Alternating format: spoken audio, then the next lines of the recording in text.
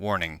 The following video is based entirely off biased opinions and random speculations from some kid who probably doesn't actually know what he's talking about. Viewer critical thinking is advised.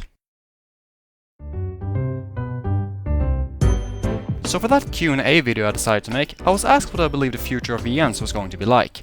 I thought it was a great question. I started writing my answer, only to then realize that I had so much to talk about I would have to make an entire separate video about just to answer the question properly.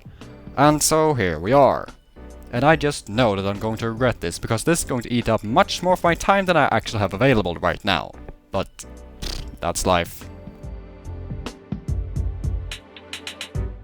I think the future of VNs outside of Japan is looking fairly decent. I mean, I've only been reading visual novels myself a little over 2 years, and I've already seen quite a bit of positive development. We can start with the Steins Gate visual novel, which actually got officially licensed and released by Just USA just a few months ago. I think that's a pretty big deal, as Steins Gate is a very big title, and to my knowledge, traditionally Japanese VN developers have been quite reluctant to release their games outside of Japan. And that's not the only one. There are several other relatively big titles that have got official releases recently, such as Ashadow through Manga Gamer, Song of Saya by Just USA, If My Heart Had Wings through Moe Novel, and also recently Narcissus, which somehow made it through Steam Greenlight. There's also been a small avalanche of successful Kickstarters for Western visual novels recently, such as the Starfighter VN, Sunrider, and the Mega Tokyo visual novel, which almost got a whopping $300,000. And finally, we had that little game called Ashadow from 2012. As far as I know, it is the closest thing that any visual novel in recent memory has gotten to reaching a somewhat mainstream audience. Some might disagree with me on this, some might say I'm overglorifying this novel, but I'm gonna say that Ashadow proved that there are people in the West who want to play these kinds of games. They just need to be told what visual novels are worth reading and where to find them. Now, the advantages of a growing visual novel market are of course plentiful. The first one being is that we will see an increase in the number of fan translation groups, and subsequently also more games becoming available in English. Right now, only a small fraction of all visual novels are accessible for people who cannot read Japanese, as they simply aren't ever translated into any other language. I know I'm not giving the fan translators enough credit in my videos, but they are an essential part of the community, as without them, I'm doubtful the Western VN market would even exist. The next point is that we're gonna see more Western fans want to create their own visual novels.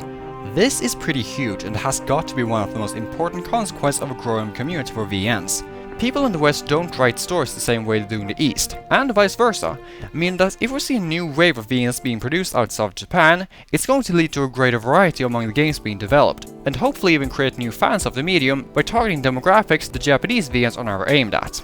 Take the StarCraft 2 esports visual novel for example. Sure, it's not out yet, and I'm hoping that it turns out as good as I want it to be, but the point is that it's a game that would probably never have been made in Japan, simply because, to my knowledge, StarCraft just isn't very popular over there.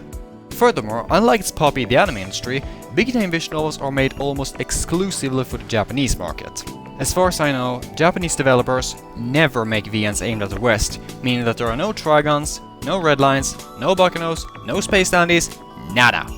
However, if the market grows large and profitable enough, it's possible that we could see Japanese developers start creating new games with a Western audience in mind. This might be a bit more unlikely than the other points I've brought up, but it's possible. And finally, let's not forget the contribution that fans themselves just make out of pure love. A bigger fan base for these games would mean more artists drawing amazing fan art, more musicians making sick remixes, more YouTubers making haptastic VN reviews, and just more people to talk about visual novels with.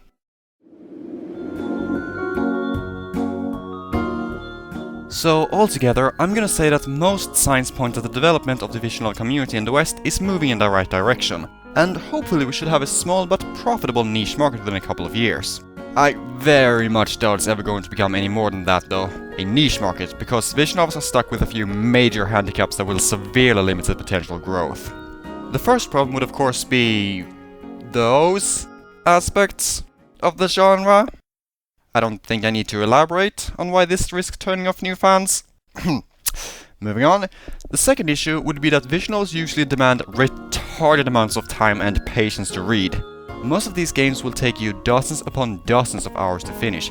Several of them even stretch far past the 50-hour mark, and sometimes they will also have a really dragged out intro as well. Granted, there are short ones as well, such as Planetarian and Narcissus, but the visual novels that are worth reading and shorter than 10 hours are generally few and far between. The point is that reading visual novels is something that one really has to invest in, and with limited spare time and the competition from other far more accessible forms of entertainment, such as video games, anime, movies, music, and the entire monolith that is the internet itself, it's impossible to blame people if they find that these games are just not worth it. Furthermore, there's also the fact that visual novels are, basically digital books, which is a problem because nowadays many of us just don't really read anymore. But the biggest difficulty has to be the lack of exposure. Occasionally there will be one or two articles about a visual novel Kickstarter at the gaming sites, and every now and then some big YouTuber will make a let's play for a fairly well-known VN, but other than that, there are next to no chance for non-fans to get exposed to these games. The closest thing would be when people decide to give visual novels a try because they found out that some anime they really like was based off a VN. So if most people never even hear about these books, where exactly are the new fans gonna come from?